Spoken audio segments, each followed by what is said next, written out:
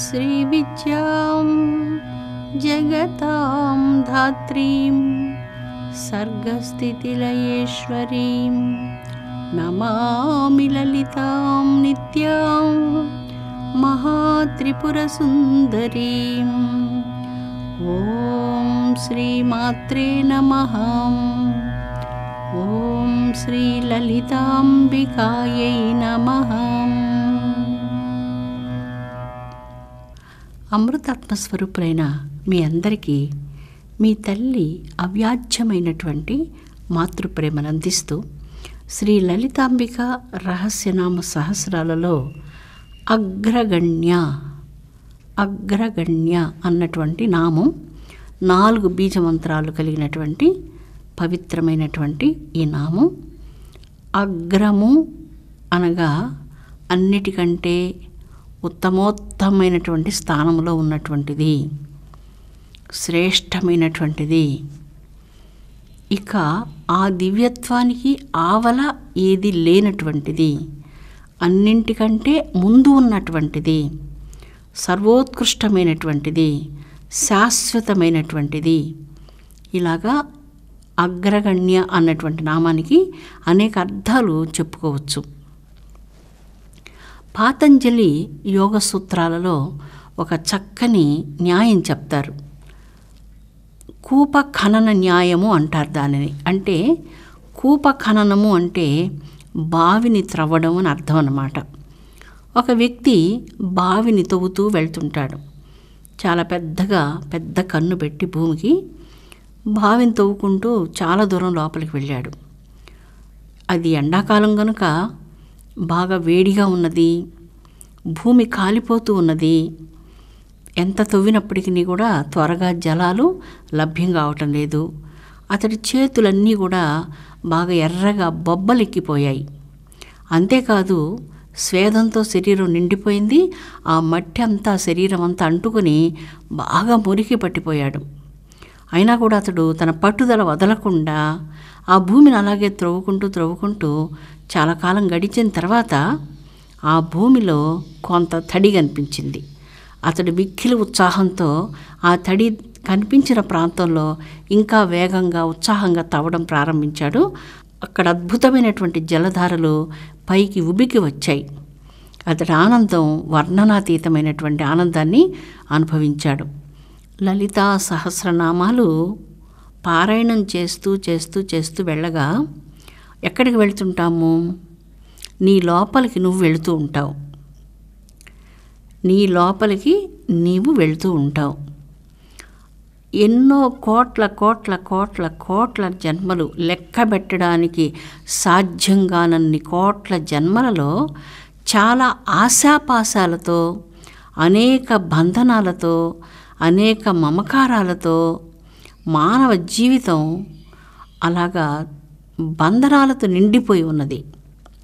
ఈ బంధనాలనేటువంటి మురికి ఏ విధంగా బావిని తవ్వేటువంటి వ్యక్తికి ఒళ్ళంతా మట్టి ఏ విధంగా నిండుకొని పోయిందో అలాగా కోట్ల జన్మల సంస్కారాల రూపంగా ఈ మురికి జీవితంలో పేరుకొని పోయింది. ఆ మాలిన్యాలను దేంతో ఇప్పుడు మనం పరిశుభ్రం చేసుకోవాలి? ఏ విధంగా కూప ఖనన న్యాయము అంటూ పతంజలి యోగ సూత్రాలు చెప్పబడిందో అలాగా తన అంతరంగం లోపలికి వెళ్ళాలి. లలితా రహస్యనామ సహస్రాలు చేసే పని అది.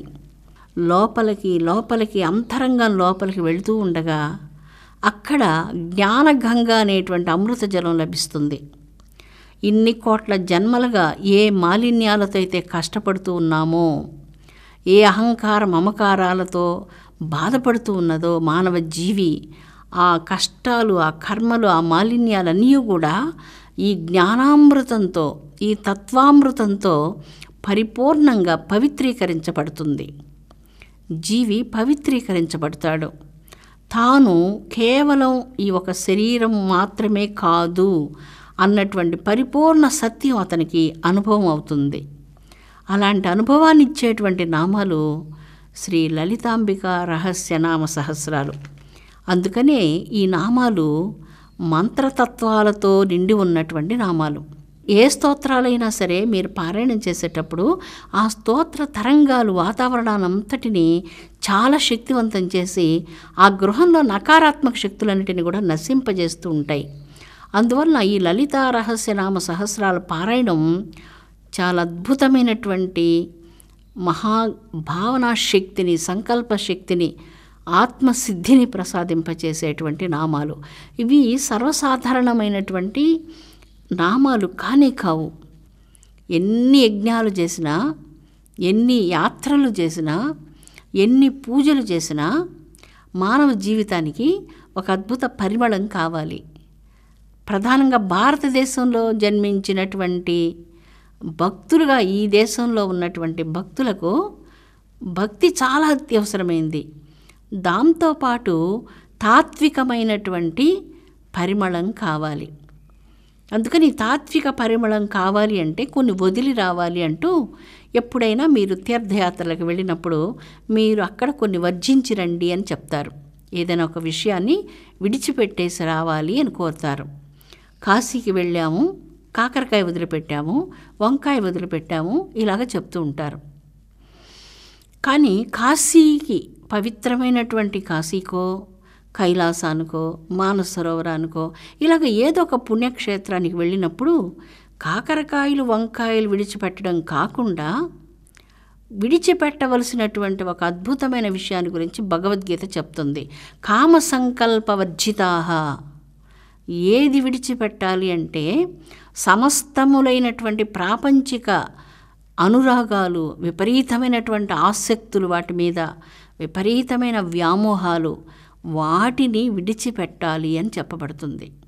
కామ సంకల్పాలను విడిచిపెట్టాలి.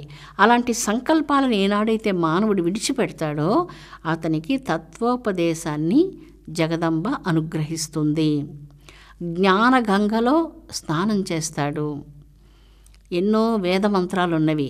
ఆ వేదమంత్రాలన్నీ బాగా కంఠస్థం చేసి, బాగా పఠించి గొప్ప వేద పండితులయ్యాం. అయితే వాటిని ఆచరణాత్మకంగా, నిష్కామ కర్మాచరణంలో వినియోగించినప్పుడు కేవలం ఆ వేద పఠనం వ్యర్థమవుతుంది అంటూ అదే వేదంలో చెప్పబడుతుంది. ఆ వేదం చెప్పినటువంటి విధంగా నడుచుకోవాలిట. అలా నడుచుకున్నప్పుడు మాత్రమే ఆ వేద ధర్మంలో కొన్నైనా మనం ఆచరించాలి, నిష్కామంగా మనం జీవించాలి. దేవుని మీద ఎంతెంతగా రక్తి పెరుగుతూ ఉంటుందో ప్రపంచ విషయాలేందో ఆసక్తి చాలా తగ్గిపోయి వాటిలో ఏ విధమైనటువంటి ఆనందం కలగదు. అవి వినడానికి చాలా అయిష్టత కలుగుతూ ఉంటుంది. ఏదైనా ఇది నాకు కావాలి అనేటువంటిది అక్కడ ఏది నీకు గోచరించదు. ఇక నీకు కలిగేటువంటి సమస్తములైన ఆటంకాలన్నిటిని కూడా నిరాసక్తమైనటువంటి హృదయంతో చూస్తూ వాటి మీద ఏ విధమైనటువంటి సంగమము లేకుండా అంతరంగం పూర్తిగా జగదంబ పాదార్పితమై ఆ ప్రకాశాన్ని అంతరంగంలో సాక్షాత్కరించుకునేందుకు ఆ దివ్యమైనటువంటి యోగాన్ని తనకు తెలియకుండానే సాధకుడు అభ్యసిస్తూ ఉంటాడు. అందుకని అక్కడ ఈ ప్రశ్నలు రావు. నేను కారం వర్జించాలా, కాకరకాయ వర్జించాలనేటువంటి ఇలాంటి ప్రశ్నలు అక్కడ ఉండవు. ఏం కారం వర్జించాలి? మమకారం వర్జించాలి, అహంకారం వర్జించాలి. ఈ రెండు కారాలు వర్జిస్తే చాలా శ్రేష్టమైనటువంటి సర్వోత్కృష్టమైన భక్తి కలుగుతుంది, సర్వోత్కృష్టమైన జ్ఞానం కలుగుతుంది, సర్వోత్కృష్టమైనటువంటి అంతరంగిక వైరాగ్యం కలుగుతుంది. ఆ గాఢ వైరాగ్యంలో దైవాన్ని చాలా అనన్యమైనటువంటి భక్తితో, ప్రేమతో ప్రేమించగలిగేటువంటి గొప్ప హృదయం భక్తునికి తల్లి ప్రసాదిస్తుంది. తత్వోపదేశాన్ని చేస్తుంది, జీవితాన్ని తత్వ పరిమళాలతో నింపివేస్తుంది. అగ్రగణ్య అంటే అనంతమైనటువంటి ఏ దివ్యత్వము సమస్తానికి అంటే ఆకాశానికంటే కూడా ముందుగా పుట్టి ఉన్నదో, ఈ పంచభూతాలన్నిటికంటే ముందు ఉన్నదో, ఈ సకల చరాచర బ్రహ్మాండపు కోట్లన్నిటికంటే ముందు ఉన్నదో ఆ అగ్రగణ్యమైనటువంటి శక్తిని పరబ్రహ్మము అంటున్నారు. ఆ పరబ్రహ్మంగా ఈ లలితా రహస్యనామ సహస్రాలలో జగదంబ పరబ్రహ్మమయి అన్నటువంటి దాన్ని ఈ నామం సూచిస్తుంది. ఎవరి చేత ఈ జగత్తు పుట్టిందో, ఎవరైతే ఈ జగత్తులో అన్ని రూపాలతో ఉన్నారో, ఇందాక మనం చెప్పుకున్నాం, సుఖములు, పిఖములు, గిరులు, తరులు, నదులు, సముద్రాలు, ఈ సకల చరాచర ప్రాణికోట్లు, నక్షత్ర బ్రహ్మాండ మండలాలు సకలములుగా ఏవైతే గోచరిస్తూ ఉన్నవో, ఈ సకలము కేవలము నీవే, నీవు మాత్రమే అంటూ ఆ పరబ్రహ్మమైని నీవు ధ్యానిస్తూ ఉన్నావు. నీ అంతరంగంలో నీవు లోపలికి వెళ్ళగా వెళ్ళగా వెళ్ళగా వెళ్ళగా అక్కడ నీవు అనేటువంటిది కరిగిపోయి కేవలం అసలైన నీవు ప్రకాశిస్తూ ఉన్నది. అలాంటి దివ్యత్వాన్ని ప్రసాదించే జనని లలితాంబిక, అగ్రగణ్య పరబ్రహ్మమయి. ఏ పరబ్రహ్మమయి అయితే ఇన్ని రూపాలుగా గోచరిస్తున్నదో, నీ లోపల అనంత బ్రహ్మాండ స్వరూపిణైనటువంటి తల్లి ఆత్మగా ప్రకాశిస్తున్నది. ఆ ఆత్మగా ప్రకాశించే తల్లిని తత్వజ్ఞానంతో తెలుసుకోవాలి. అలా తెలుసుకునేందుకు ఇన్ని కోట్ల జన్మల్లో సాధ్యపడలేదు. విశ్వబ్రహ్మాండ కోట్లకు మహాసామ్రాజ్ఞి లలితా పరమేశ్వరీదేవి. ఆ తల్లి పాదపీఠం ముందర కూర్చోవాలి అంటే అకృత పుణ్య ప్రభవతి అంటారు ఆదిశంకరాచార్యులు. అంటే పూర్వజన్మల్లో పుణ్యాలు తపస్సులు లేకుండా ఈ జన్మలో ఒకేసారి లలితాంబిక అంటూ నీ దగ్గరికి ఎలా రాగలరు ఎవరు కూడా? నీ అనుగ్రహం లేకపోతే నిన్ను ప్రేమించగలరా, పూజించగలరా, నీ నామాలను స్తుతించగలరా? అందువలన తల్లి, నీవు నా వ్యాధిని నయం చేయాలి అంటూ ఈ లలితా సహస్రనామాలు పారాయణం చేస్తూ ఈ వ్యాధి నయం కావడం కోసం కోరుకుంటున్నాం. వేద ధర్మం ఇలా చెప్తుంది, వ్యక్తి సమాజం. వ్యక్తికి సమాజం మీద ప్రేమ ఉండాలి అంటుంది, మైత్రి భావన ఉండాలి అంటుంది. సమాజం ఎప్పుడైతే ఈ వ్యక్తి సమాజాన్ని గౌరవించి ప్రేమించి తన బాధ్యతలు సమాజం పట్ల నిర్వర్తిస్తారో, అప్పుడు ఈ సృష్టి చరాచరం అంతటా ఆ పరబ్రహ్మమయి అతడు పాటించినటువంటి ధర్మానికి ఆనందించి పరమాద్భుతమైనటువంటి తత్వజ్ఞానామృతాన్ని ప్రసాదిస్తుంది. అందుకని వేదధర్మం కాలం లెక్కించడానికి సాధ్యం కానంతటి కాలంలోనే ఈ యొక్క సర్వాద్భుతమైనటువంటి వేద ధర్మాలు మానవ జాతికి చక్కని ఉపదేశాలను ప్రసాదించాయి. అయితే ఈరోజు మనం కలియుగంలో ఉన్నందువలన, ఈ కలియుగ ప్రభావానికి బాగా లోనైనందువలన అబద్ధం చెప్పడం తప్పు అనేటువంటిది మనకు అర్థం కాలేదు.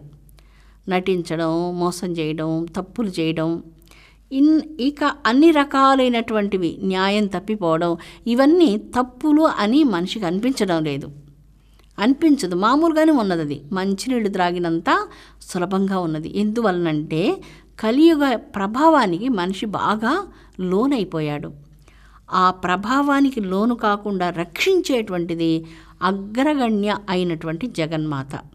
ఈ జగన్మాత రక్షణలో ఉంటే ఇలాంటి అల్పమైనటువంటి విషయాల మీద నీ దృష్టి వెళ్లకుండా నీ దృష్టి జగదంబ పాదపద్మాలకు అంకితమై ఉంటుంది. నీ అంతరంగంలోనికి వెళ్ళి చూచినప్పుడు ఆ నేను నేను నేను నేను అనేటువంటి అహంకారం కరిగిపోతూ వస్తుంది. అది క్రమంగా కరిగిపోయి పూర్తిగా కరిగిపోయి అసలైన నీవులో మునిగిపోతుంది. అసలైన నీవు ఒకటి ఉన్నది, అది ఆత్మ అనేటువంటిది, అది పరబ్రహ్మమయ్యి అనేటువంటిది. ఆ ప్రకాశంలో, అనంతమైనటువంటి ఆ వెలుగులో నీవు పూర్తిగా నిండిపోతావు, మిగిలిపోతావు అక్కడ. అప్పుడు నీవు అనుభవించేటువంటి ఆనందం వర్ణనాతీతమైన ఆనందం. నీవు ఆత్మానందాన్ని అనుభవిస్తావు. ఎందువల్లంటే ఈ జన్మలో లలితా సహస్రనామాలు నీ చేతిలోకి వచ్చాయి. వ్యాస మహర్షుల వారు ఈ లలితా సహస్రనామాల్ని ఎవరంటే వాళ్ళు పఠించకూడదు, చాలా జాగ్రత్తగా, ఏ విధమైన ఉచ్చారణ దోషం లేకుండా వీటికి నియమాలు ఉన్నాయి, ఆ నియమాలన్నీ పాటించి పఠించాలి, గురూపదేశం కావాలి ఇత్యాది విషయాల్లో ఎన్నో గొప్ప విషయాలు అలా చెప్తూ ఈ యొక్క లలితా సహస్రనామం యొక్క మహత్వాన్ని పదిలపరిచారు. అంత మహత్వపూర్ణమైనటువంటిది ఈ సహస్రనామం. అందువల్ల ఎవరైతే ప్రతినిత్యము ఈ లలితా సహస్రనామాలు పారాయణం చేస్తూ ఉంటారో, సామ్రాజ్ఞి శ్రీ లలితా పరమేశ్వరీదేవి వారి హృదయంలో ఆత్మస్వరూపమై ప్రకాశిస్తుంటుంది. అగ్రగణ్య అన్నటువంటి ఈ నామం ఏంటో మీకు అర్థమవుతుంది. మీరు ఈ నామాల యొక్క అర్థాలను అనుభూతిని పొందుతారు. అమృతాత్మ స్వరూపులారా, జగదంబ అనుగ్రహం మీ అందరి మీద మెండుగా అమృత వర్షమై వర్షించునుగాక. ఓం శాంతి శాంతి శాంతి. స్వస్తి.